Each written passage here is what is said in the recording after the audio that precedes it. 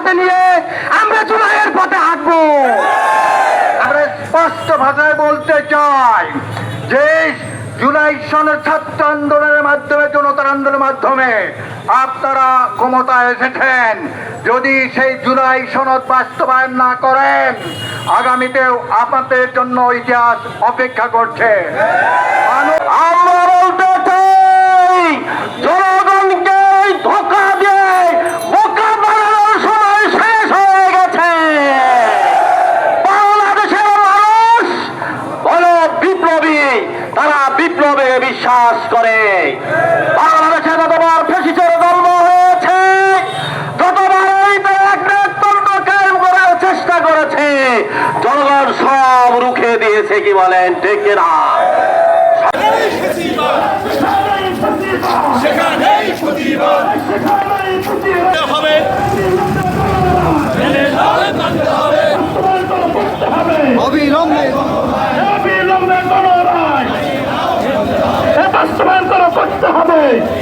চেতনার ভিত্তিতে, সিদ্ধান্তের ভিত্তিতে আমরা গণরায়, গণভোটে গণরায় বাস্তবায়ন দেখতে চাই।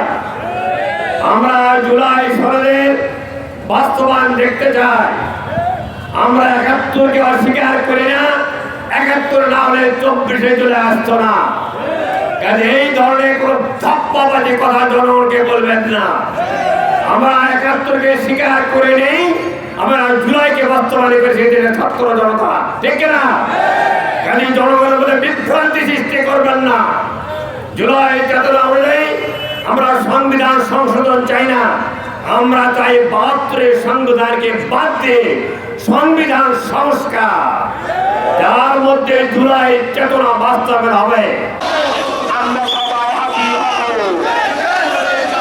আপোষ না সংগ্রাম, দালালি না রাজপথ। আপোষ না সংগ্রাম, দালালি না রাজপথ। বাংলাদেশ জামাত ইসলামী জিন্দাবাদ, জিন্দাবাদ। বাংলাদেশ জামাত ইসলামী দেরি হলো গঠন করে স্বৈরাচারের দলিল সংবিধানকে সংস্কার করুন। তা যদি না করেন, আরেকটা কথা স্মরণ করতে চাই, আমাদের দেশের যারাই স্বৈরাচার ছিল, গো ধরা রোগ ছিল তাদের। জনগণের কথা শুনবেন, এটাকে বলে গো ধরা রোগ। এই গো ধরা রোগের একমাত্র ওষুধ আন্দোলন, প্রতিরোধ, সংগ্রাম, বিপ্লব। অতএব গো ধরে যদি গণভোটের রায় মেনে না নেন, উত্তাল তরঙ্গমালায় উচ্ছেদ করার মতো আন্দোলন করে সংস্কার করেই ছাড়ব ইনশাল্লাহ। সেই আন্দোলনে আত্মাহুতি দেওয়ার জন্য কারা কারা হাত তুলে দেখাতে হবে। ধন্যবাদ সবাই। বাংলাদেশকে আগামী দিনে যাতে আর কোন স্বৈরাচারী সরকার আমরা না দেখি। বাংলাদেশ হবে দুর্নীতি মুক্ত, বাংলাদেশ হবে দলীয়করণ মুক্ত, বাংলাদেশ হবে সন্ত্রাস মুক্ত। বাংলাদেশের কোথাও কোনো জায়গায় চাঁদাবাজি থাকবে না। বৈষম্যহীন, মানবিক, ইনসাফ ভিত্তিক বাংলাদেশ প্রতিষ্ঠিত হবে। সেই বাংলাদেশ প্রতিষ্ঠার জন্যে অন্তর্বর্তীকালীন সরকার 12ই ফেব্রুয়ারি যে নির্বাচন দিয়েছিল, সেই নির্বাচনে ছিল একটি জাতীয় সংসদের ভোট, আর একটি ছিল গণভোট। সেই গণভোটটা ছিল বাংলাদেশের সংবিধান সংস্কারের জন্যে, সংশোধনের জন্য নয়। বাংলাদেশের সংবিধান যতবার সংশোধন হয়েছে, পরবর্তীতে আবার যারা এসেছে তারা তাদের মতো সংশোধন করে নিয়েছে। এই সংস্কার করবার জন্য ছিল গণভোটের প্রয়োজন। 18 কোটি মানুষের রায়ের প্রয়োজন ছিল। এই 18 কোটি মানুষ, 71% মানুষ সেদিন সংবিধান সংস্কারের জন্য গণভোটের পক্ষে রায় দিয়েছিল। আজকে সেই গণভোটের রায় যদি বাস্তবায়ন হতো, আমাদেরকে রাজপথে এসে আবার মিছিল, মিটিং, সমাবেশ প্রয়োজন ছিল না। সংগ্রামী ভাইরা, আজকে একজন জাতীয় সংসদের এমপি হিসেবে বলতে চাই, বাংলাদেশে দুর্নীতি বন্ধ হয়নি।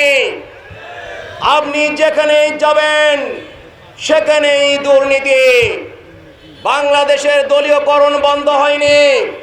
বাংলাদেশের বিশ্ববিদ্যালয়, প্রশাসন, সিভিল সোসাইটি, জেলা পরিষদ, আপনি যেখানে যাবেন অতীতের দলীয়করণের সকল রেকর্ড ভঙ্গ করেছে এই সরকার।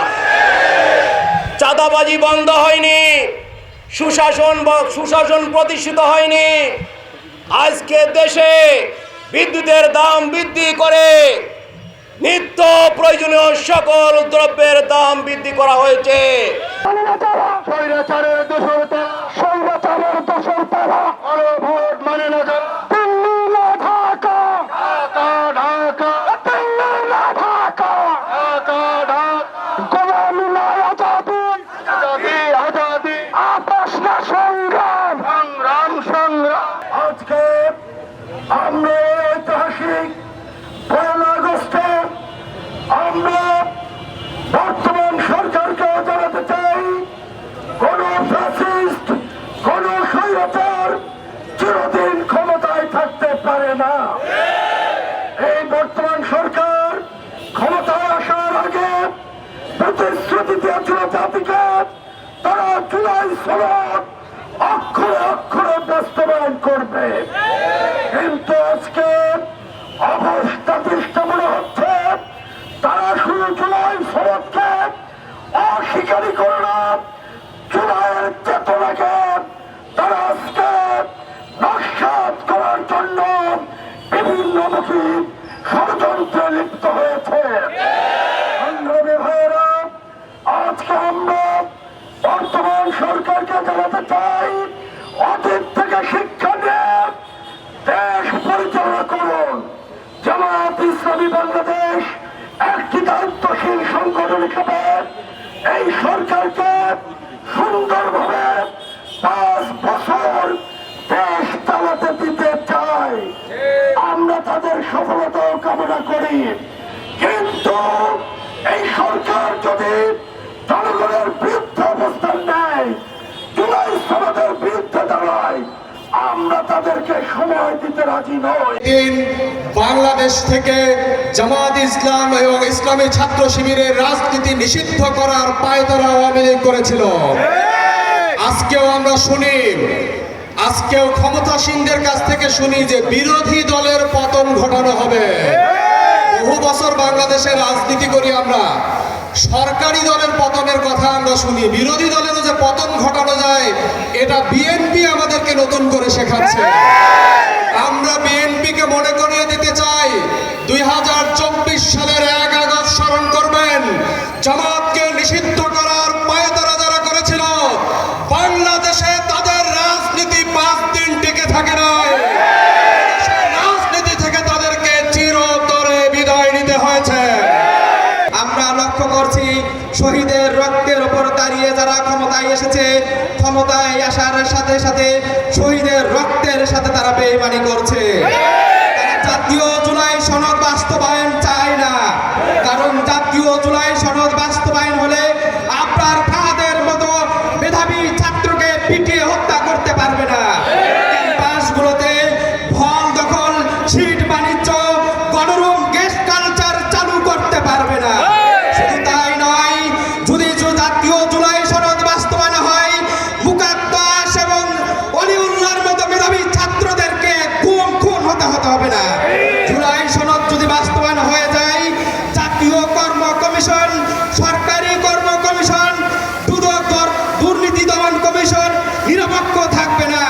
আল্লাহ পরিকল্পনা করেন, আল্লাহর পরিকল্পনায় সর্বোত্তম, কি বলে ঠিক না? আজকের এই দিনে, 24-এর আজকের এই দিনে যারা আমাদের নিষিদ্ধ করেছিল আইনগতভাবে, যারা প্রজ্ঞাপন জারি করেছিল জনগণ দ্বারা, তারা এই 4 দিনের ব্যবধান নিষিদ্ধ হয়েছে, কি বলেন ঠিক না? সংগ্রামী সাথী বন্ধুগণ, বর্তমান সরকারকে বলতে চাই, আপনাদের স্লোগান সবার আগে বাংলাদেশ, বর্তমানে চালু হয়েছে সবার আগে বিএনপি, কি বলেন ঠিক কিনা? সারা দেশে ইউনিভার্সিটিতে ভিসি নিয়োগ, জেলা পরিষদের প্রশাসক নিয়োগ, সারা দেশের সবখানে সবার আগে বিএনপিকে বলেন ঠিক কিনা?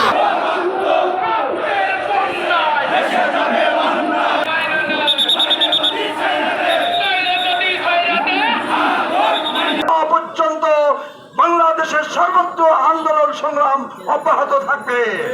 জামাতের আমির পরিষ্কারভাবে ঘোষণা করেছেন, জাতীয় সংসদে যতক্ষণ কথা বলার মতো পরিবেশ থাকবে ততক্ষণ সেই সংসদে থাকবো, আর কথা বলার পরিবেশ নষ্ট হওয়ার সাথে সাথে আমরা সংসদ থেকে বের হয়ে আসব। সংগ্রামী ভাইরা, আমরা জানি যে গত 2 বছর আগে 24 আগস্টের 5 তারিখে আর নতুন ক্যালেন্ডারের পাতার 36 জুলাই যে গণ অভ্যুত্থান হয়েছিল, সেই গণ অভ্যুত্থানের 2 বছর পার হতে যাচ্ছে। আজকের এই গণ অভ্যুত্থানের মাসে, যেই মাসে গণ অভ্যুত্থান সংগঠিত হয়েছিল ফ্যাসিবাদের বিরুদ্ধে, আজকে 2 বছর পরে আমরা সেই ফ্যাসিবাদের পদধ্বনি আবারও শুনতে পাচ্ছি। আপনারা লক্ষ্য করেছেন, যেই ভাষায় ওবায়দুল কাদের কথা বলতো, একই ভাষায় বর্তমান সরকারের স্বরাষ্ট্রমন্ত্রী একই ভাষায় কথা বলছে।